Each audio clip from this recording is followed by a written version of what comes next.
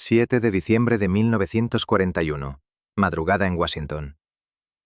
En una sala oscura del sótano del Departamento de Guerra, un traductor de origen japonés-americano llamado Kenji Ken Sato, con ojeras profundas y dedos manchados de tinta, descifra el último fragmento de un mensaje diplomático japonés interceptado bajo el código Purple. Las palabras son claras: ruptura total de relaciones, destrucción inmediata de códigos y máquinas, entrega de un ultimátum a la 1 de la tarde hora local. Sato corre al despacho del coronel Rufus Bratton y le dice con voz temblorosa: «Esto es guerra, señor, y viene ya». Bratton lo mira, duda, y lo despide con un «espere órdenes». Horas después, mientras el sol sale en Hawái, cientos de aviones japoneses rugen sobre Pearl Harbor. El mensaje que Sato tradujo llegó tarde, ignorado en la cadena de mando. Pero cuando las bombas caían y los barcos ardían, todos comprendieron que el hombre al que habían considerado solo un traductor había visto venir el infierno, y nadie le creyó a tiempo. Suscríbete y activa la campanita para no perderte la siguiente historia épica. La sala de descifrado olía a café quemado y papel viejo. Era el 6 de diciembre de 1941, pasadas las 21 horas, en el edificio del Departamento de Guerra en Washington. Las luces eran tenues, solo bombillas desnudas colgando del techo. Kenji Sato, 34 años, nacido en San Francisco de padres inmigrantes japoneses, estaba inclinado sobre una mesa cubierta de hojas mecanografiadas. Llevaba gafas de montura fina, camisa arrugada y corbata floja. Frente a él, el último bloque del mensaje número 14 del telegrama japonés interceptado esa tarde. El programa Magic había funcionado perfectamente. La máquina Purple, capturada y reconstruida por los criptoanalistas del ejército, permitió descifrar los cables diplomáticos japoneses en tiempo casi real. Pero el mensaje del día era diferente. No era diplomacia habitual. Era una orden urgente de Tokio al embajador Nomura. Destruir la máquina de cifrado, quemar todos los códigos, entregar el ultimátum final a las 13:00 horas del día 7, hora de Washington. Eso equivalía a las 7 de la mañana en Hawái. Sato leyó en voz alta para sí mismo, traduciendo del japonés al inglés con precisión quirúrgica. La situación ha llegado a un punto extremadamente crítico. Proceda a destruir inmediatamente todos los códigos restantes y la máquina de cifrado. Entregue el mensaje a los estadounidenses exactamente a la 1 de la tarde del 7 de diciembre. Levantó la vista. El reloj marcaba las 22:15. Su compañero, el sargento primero Ellis, un hombre fornido de Ohio que apenas entendía japonés, pero manejaba la máquina de escribir como un arma, lo miró. «¿Qué dice, Ken? ¿Más quejas sobre el embargo de petróleo?» Sato negó con la cabeza, la voz baja pero firme. «No. Esto es el final. Rompen relaciones, y lo hacen con un horario preciso. Es guerra, y viene rápido». Ellis se quedó quieto un segundo, luego soltó una risa nerviosa. «Vamos, hombre, llevamos meses oyendo eso. ¿Cuántas veces has dicho, esto es el fin?» «Esta vez es diferente», respondió Sato. «El horario de entrega, las 13:00. Eso es amanecer en el Pacífico. Y ordenan destruir todo. No es bluff». Se levantó, recogió las hojas y salió corriendo por el pasillo. El edificio estaba casi vacío a esa hora, solo guardias y algunos oficiales de guardia. Llegó al despacho del coronel Rufus Bratton, jefe de la sección de Extremo Oriente del G2. Bratton estaba revisando mapas con un teniente. «Coronel», dijo Sato jadeando. «El mensaje 14 es el ultimátum. Ordenan entregar a la 1 de la tarde y destruir códigos. Esto significa ataque inminente». Bratton levantó la vista lentamente. Era un hombre de 50 años, bigote gris, ojos cansados por años de burocracia. ¿Inminente dónde, Sato? ¿Filipinas? ¿Singapur? ¿Las Indias Orientales? No lo dice, admitió Sato. Pero el horario, 13:00 Washington, es 7:00 Hawái. Y la flota del Pacífico está allí. Bratton suspiró, se frotó la sien. «Ken, llevamos semanas recibiendo señales de ruptura. El presidente lo sabe. Marshall lo sabe. Kimmel y Short en Hawái tienen órdenes de alerta desde noviembre. No podemos gritar ataque cada vez que Tokio envía un cable duro». Sato apretó los papeles. Coronel, esto no es un cable duro, es una cuenta atrás. Y destruyen la máquina. Eso significa que no habrá más diplomacia, es guerra. Y Pearl Harbor es el objetivo lógico si quieren paralizar la flota. Bratton miró al teniente, luego de nuevo a Sato. Sato, aprecio su dedicación, pero no podemos basar una alerta general en una traducción. Espere a que llegue el resto del mensaje. Y descanse. Mañana será un día largo. Sato salió del despacho con los hombros caídos. En el pasillo se detuvo, miró por una ventana hacia la oscuridad de Washington. Sabía que en Hawái ya era madrugada del 7. Los barcos dormían en fila, los aviones alineados en Wheeler y Hickam Field. Y nadie en la cima parecía creer que el golpe vendría allí. Regresó a la sala. Ellis lo esperaba con una taza de café. ¿Y? ¿Te creyeron? Sato se sentó, miró las hojas. No, dicen que espere. Ellis negó con la cabeza. Siempre esperan, hasta que sea tarde. Sato no respondió. Solo siguió trabajando, revisando cada palabra una y otra vez, como si pudiera cambiar el destino con una coma mal puesta. El reloj en la pared de la sala de descifrado marcaba las 23:45 cuando llegó el siguiente bloque del mensaje japonés. Sato lo tomó con manos que ya no temblaban de cansancio, sino de urgencia contenida. Era la parte 15, instrucciones precisas para el embajador Nomura sobre cómo entregar el memorándum de 14 puntos, el ultimátum disfrazado de propuesta de paz. Pero lo más alarmante era el pie de página. Después de entregar el mensaje, proceda inmediatamente a destruir todos los documentos restantes y la máquina de cifrado. No deje rastro. Sato leyó el texto en japonés varias veces, asegurándose de que no hubiera error de traducción. Luego lo pasó al inglés, palabra por palabra. El gobierno imperial japonés considera imposible continuar las negociaciones. Por lo tanto, el mensaje debe ser entregado exactamente a la 1 de la tarde del 7 de diciembre de 1941, hora de Washington. Ellis, que había estado fumando en silencio, apagó el cigarrillo en un cenicero improvisado. ¿Y ahora qué, Ken? ¿Vas a volver con Bratton? Sato asintió. Tengo que intentarlo de nuevo. Si no lo hago y pasa lo que creo que va a pasar, no podré mirarme al espejo el resto de mi vida. Recogió las nuevas hojas, se ajustó las gafas y salió otra vez al pasillo. Esta vez el edificio parecía más silencioso, como si el mundo entero contuviera la respiración. Llegó al despacho de Bratton. La puerta estaba entreabierta. Dentro, el coronel hablaba por teléfono con voz baja y tensa. Sí, señor. El mensaje está incompleto, pero el traductor insiste en que es crítico. No, no hay indicación específica de ataque. Entendido, señor. Mantendremos la vigilancia. Bratton colgó y levantó la vista al ver a Sato en el umbral. Sato, ¿otra vez usted? Coronel, llegó la parte 15, dijo Sato extendiendo las hojas. Confirma todo. Entrega exacta a la 1 de la tarde. Destrucción inmediata de códigos. No hay margen para error. Esto no es una ruptura diplomática normal. Es el preludio de un ataque sorpresa. Bratton tomó las hojas, las leyó rápidamente. Su expresión no cambió mucho, pero Sato notó cómo su mandíbula se tensaba. Ken, entiendo su preocupación, pero el general Marshall ya ha sido informado, el almirante Stark también, y los comandantes en el Pacífico tienen órdenes de alerta desde hace semanas. Si Tokio quiere atacar, lo hará donde crea que menos lo esperamos, no en Pearl. Es demasiado arriesgado para ellos. Sato dio un paso adelante. Con todo respeto, señor, ¿y si Pearl es precisamente el lugar donde menos lo esperan? La flota está anclada en fila, los aviones agrupados en tierra para evitar sabotajes. Es el objetivo perfecto para un golpe preventivo, y el horario, 7:00 en Hawái, es el amanecer, ideal para un ataque aéreo. Bratton se levantó, rodeó el escritorio y puso una mano en el hombro de Sato. Escuche, hijo. Usted hace un trabajo excelente, nadie duda de su lealtad ni de su habilidad, pero no podemos declarar una alerta general de guerra basándonos solo en esto. Causaría pánico, pondría en jaque las negociaciones que aún podrían salvarse.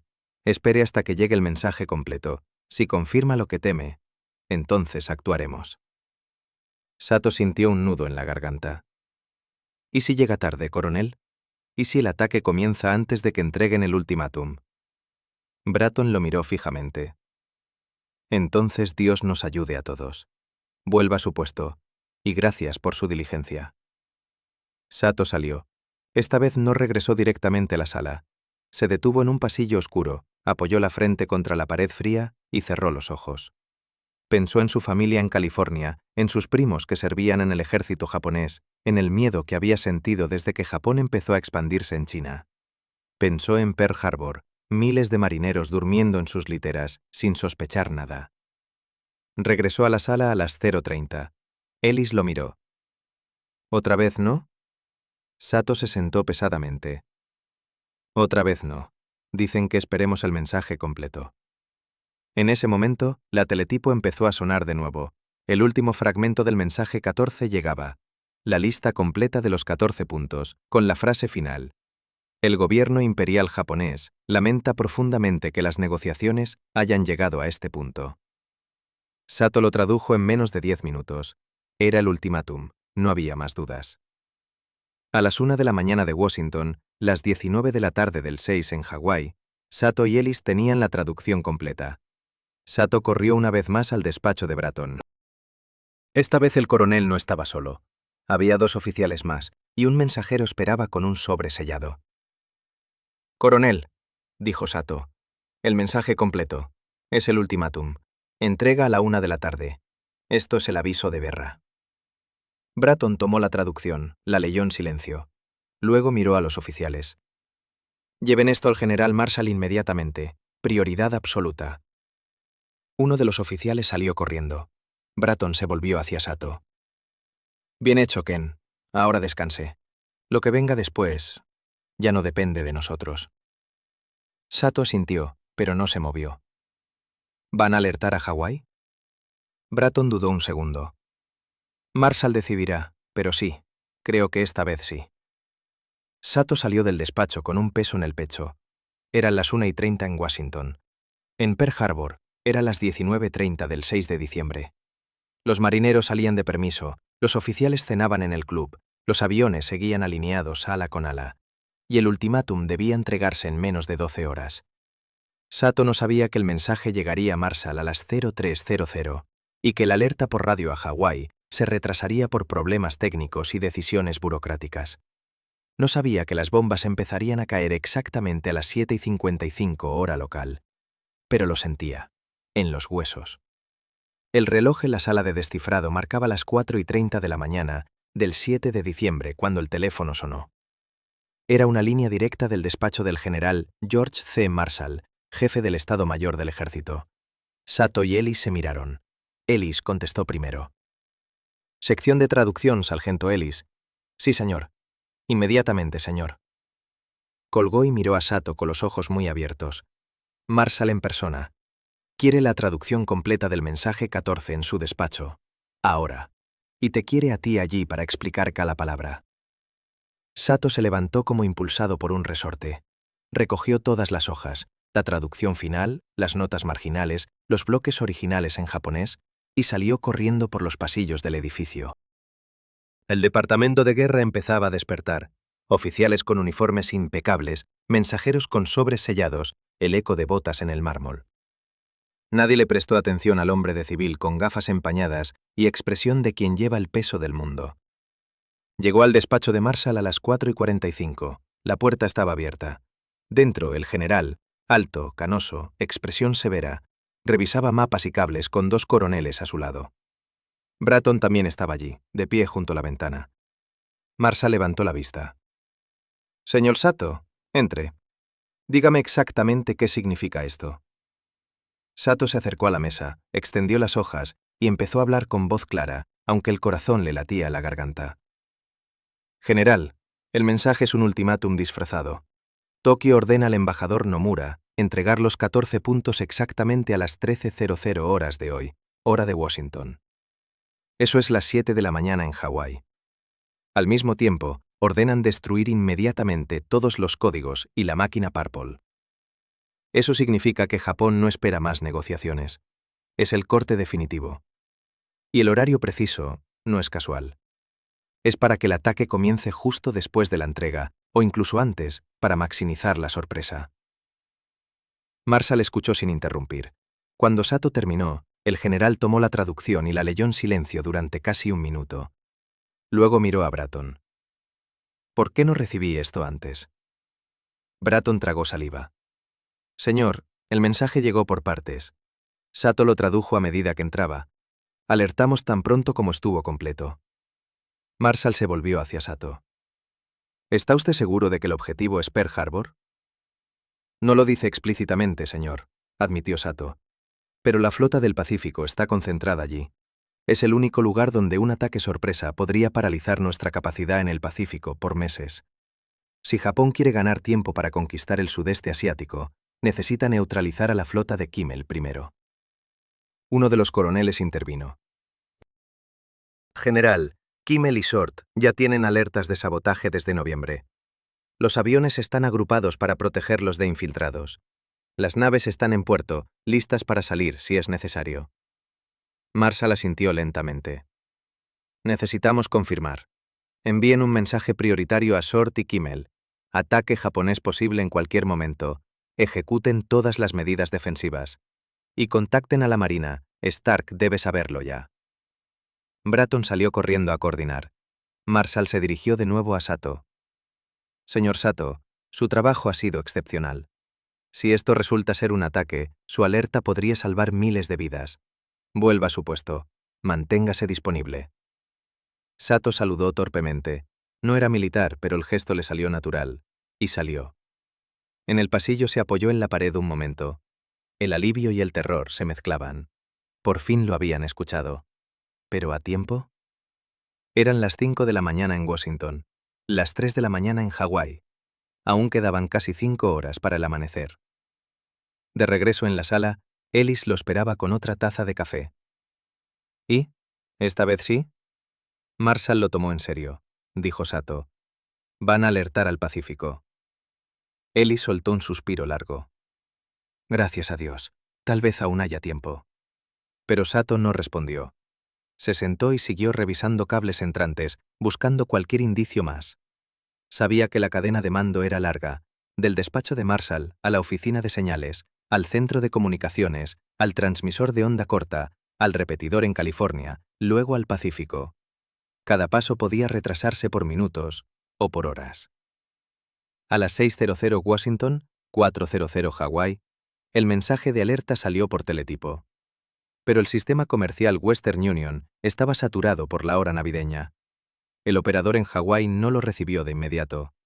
En su lugar, un mensajero en bicicleta fue enviado desde la central de Honolulu hacia el cuartel general de Short y Kimmel.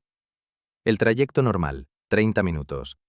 Con el tráfico matutino y la niebla, tardaría más. Sato no lo sabía aún. Pero el nudo en su estómago no desaparecía.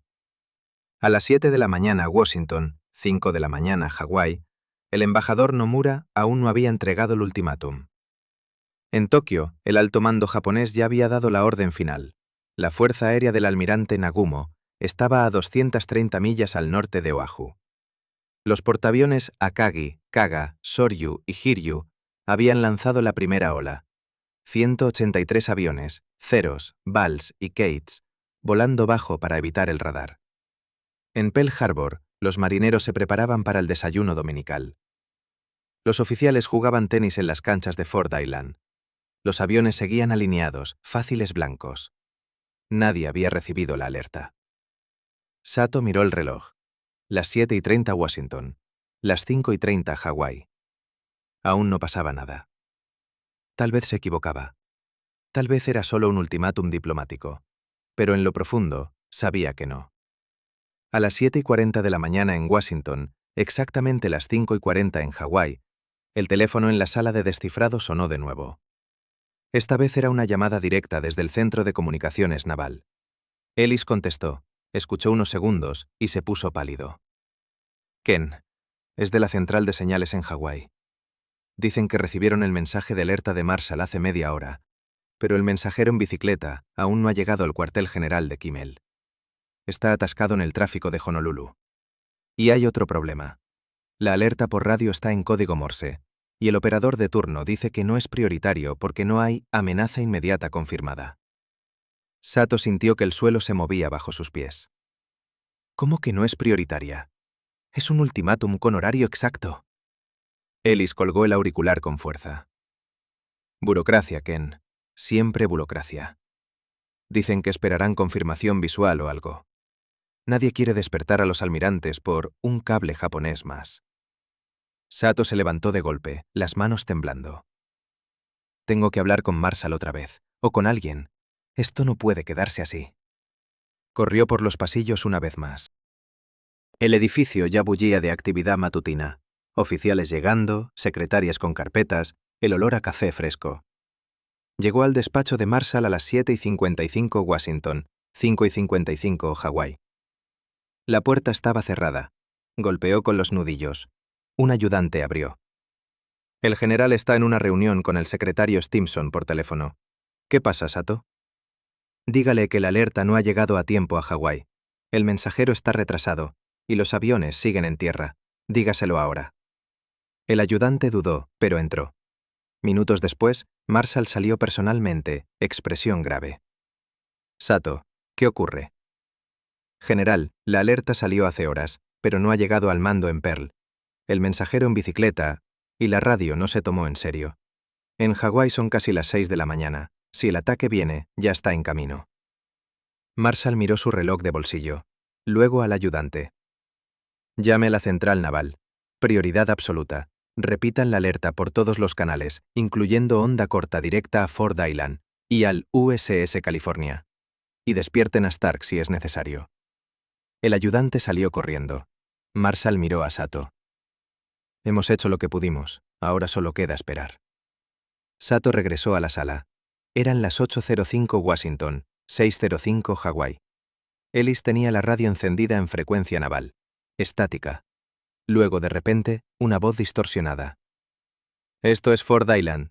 Aviones no identificados aproximándose desde el norte. Nivel bajo. Todos a puestos de combate. Sato y Ellis se miraron. El corazón de Sato se detuvo un segundo. Luego vino el caos en la frecuencia. Gritos, explosiones lejanas transmitidas por el micrófono abierto, el rugido inconfundible de motores radiales japoneses. Una voz en pánico. ¡Bombas!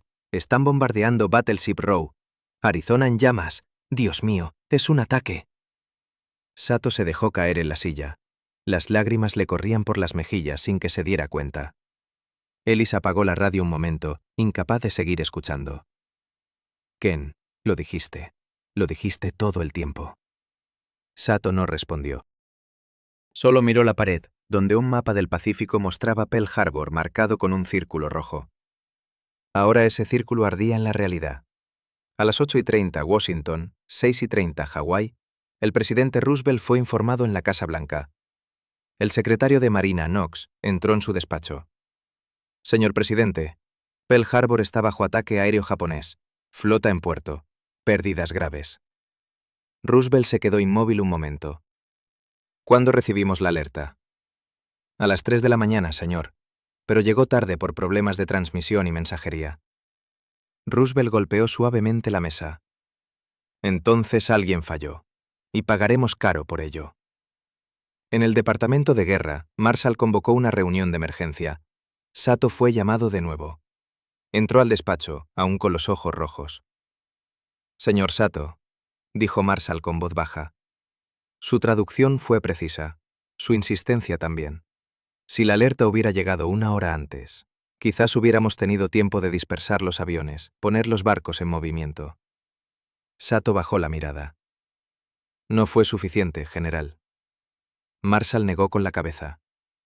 No, pero sin usted no hubiéramos tenido ni eso. El país sabrá que hubo un hombre que vio venir el desastre y que trató de advertirlo. Sato no sintió consuelo, solo vacío. Esa tarde, mientras las noticias recorrían el mundo y el Congreso se preparaba para declarar la guerra, Sato se quedó en su puesto, traduciendo cables japoneses capturados durante el ataque. Cada uno era un clavo más en el ataúd de la sorpresa que había fallado en evitar. Pero en lo profundo, sabía que su voz, la de un traductor menor, ignorado hasta el último minuto, había sido la única que gritó la verdad a tiempo, aunque nadie escuchara lo bastante fuerte. El resto del día 7 de diciembre de 1941 se convirtió en un torbellino de caos controlado en Washington. Las radios transmitían boletines cada pocos minutos. Pearl Harbor atacado, flota en llamas, cientos de aviones japoneses, el USS Arizona hundido con más de 1000 hombres a bordo. Sato se quedó pegado a la radio en la sala de descifrado, escuchando cada palabra como si pudiera retroceder el tiempo y cambiar algo. A las 13:00 exactas, la hora programada para la entrega del ultimátum, el embajador Nomura finalmente entró en el Departamento de Estado. Entregó el memorándum de 14 puntos al secretario Hall, pero ya era tarde. Las bombas habían caído 6 horas antes. Hall leyó el documento con rostro impasible y dijo al embajador: «En 50 años de servicio público, nunca he visto un documento más lleno de falsedades y distorsiones. Hasta este momento». Sato oyó el relato por teléfono interno. No sintió satisfacción, solo un vacío profundo. Por la tarde, el presidente Roosevelt convocó a su gabinete de guerra. En la Casa Blanca, mientras se preparaba el discurso del día siguiente ante el Congreso, alguien mencionó el nombre de Kenji Sato. Marshall, presente en la reunión, habló brevemente. Un traductor de Magic vio venir esto desde anoche. Insistió repetidamente. Su alerta llegó, pero se retrasó en la cadena. Si hubiera sido procesada 1 hora antes, podríamos haber tenido aviones en el aire y barcos saliendo del puerto. Roosevelt, con su boquilla entre los dientes, miró al general. ¿Y ese hombre? Sato, japonés-americano, leal hasta los huesos, trabajó toda la noche sin parar. Roosevelt asintió lentamente. Quiero que lo reconozcan, en privado por ahora, pero que sepa que su trabajo no pasó desapercibido. Esa noche Sato no fue a casa. Se quedó en el edificio, durmiendo en un catre improvisado en la sala de descifrado. Soñó con barcos ardiendo y aviones cayendo del cielo. Se despertó varias veces sudando, convencido de que aún podía prevenirlo. Al día siguiente, 8 de diciembre, Roosevelt dio su famoso discurso. Una fecha que vivirá en la infamia.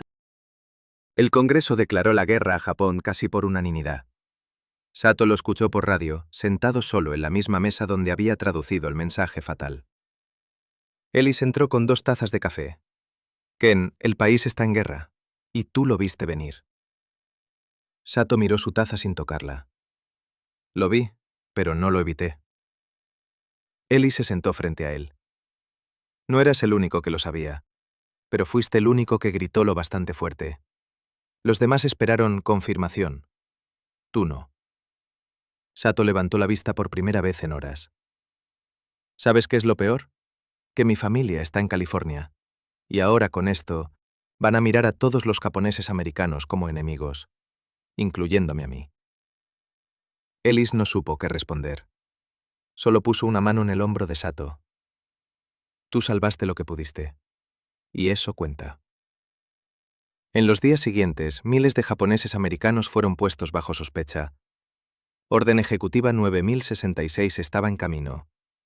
Sato recibió una carta interna del Departamento de Guerra. Por sus servicios excepcionales en la prevención y alerta de hostilidades, se le concede un ascenso honorario y una mención confidencial. No era una medalla pública. No podía serlo, por razones de seguridad. Pero era algo. Sato guardó la carta en su escritorio y siguió trabajando. Tradujo miles de mensajes más durante la guerra. Órdenes de Midway, planes de Guadalcanal, códigos de la Armada Imperial. Cada uno le recordaba que su voz había importado, aunque solo un poco. Años después, cuando los archivos Magic se desclasificaron en los 70 y 80, historiadores empezaron a hablar de «el traductor olvidado», el hombre que vio venir Pearl Harbor y fue ignorado hasta el último minuto. No se convirtió en héroe nacional. No recibió desfiles. Pero en los círculos de inteligencia, su nombre se mencionaba con respeto silencioso. Porque a veces, la mayor valentía no está en combatir con armas, sino en decir la verdad cuando nadie quiere oírla. Y en seguir diciendo la verdad, incluso cuando el mundo ya está en llamas. Sato murió en 1982, en silencio, como había vivido gran parte de su vida. Pero su historia, la de un hombre común que intentó detener una catástrofe, sigue recordándonos que el destino de naciones puede depender de una sola voz que nadie escucha, hasta que es demasiado tarde. Los meses siguientes a Pearl Harbor fueron un torbellino de furia, miedo y cambio radical. Sato siguió trabajando en la sección Magic, traduciendo interceptaciones que ahora llegaban en avalancha. Planes de Midway, movimientos de la Armada Imperial, mensajes de la Embajada en Berlín. Cada traducción era un recordatorio silencioso de lo que pudo haberse evitado. Pero nadie hablaba de eso en voz alta. El país necesitaba héroes de combate, no traductores de escritorio. En febrero de 1942, la Orden Ejecutiva 9066 firmó el internamiento masivo de japoneses americanos. Más de 120.000 personas, incluyendo la familia de Sato, fueron enviadas a campos de reubicación en el interior. Sato, por su trabajo en inteligencia, recibió una exención temporal. Pero cada carta que recibía de su madre en Manzanar era un puñal. «Estamos bien, hijo, no te preocupes, solo queremos volver a casa». Él respondía con mentiras piadosas. «Pronto terminará, aguanta». Pero sabía que la desconfianza hacia cualquiera con rasgos japoneses era ahora ley. Incluso sus compañeros en el departamento de guerra lo miraban a veces de reojo, como si su sangre lo hiciera sospechoso. En 1943, cuando la batalla de Midway se ganó gracias en gran parte a las interceptaciones Magic, Marshall lo llamó personalmente a su despacho, esta vez sin intermediarios. «Sato», dijo el general, ofreciéndole asiento, «Midway no habría sido posible sin lo que usted y su equipo hicieron. Y Pearl nos enseñó que no podemos ignorar las voces como la suya nunca más». Sato asintió, sin emoción visible. «Gracias, general, pero en Pearl no salvamos nada, solo vimos venir la muerte». Marshall lo miró fijamente. Vio venir la muerte y gritó. Los demás callaron. «Eso es lo que cuenta. Y por eso, cuando termine la guerra, quiero que sepa que su nombre quedará en los registros. No en los titulares, pero sí en los libros que los historiadores leerán dentro de décadas».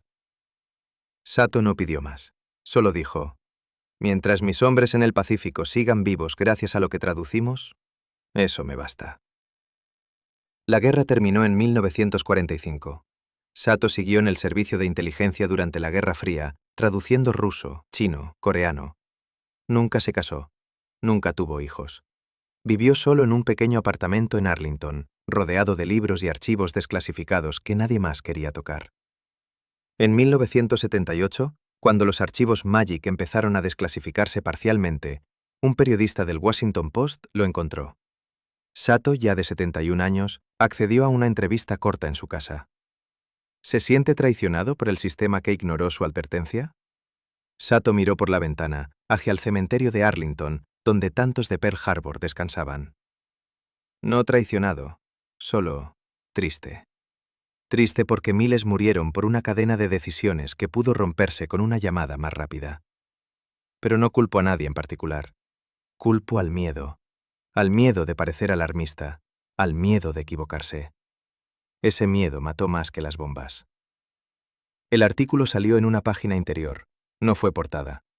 Pero en los círculos de veteranos y familias de Pearl Harbor, el nombre de Kenji Sato empezó a circular en voz baja. Algunos lo llamaron el hombre que lo sabía. Otros simplemente el traductor.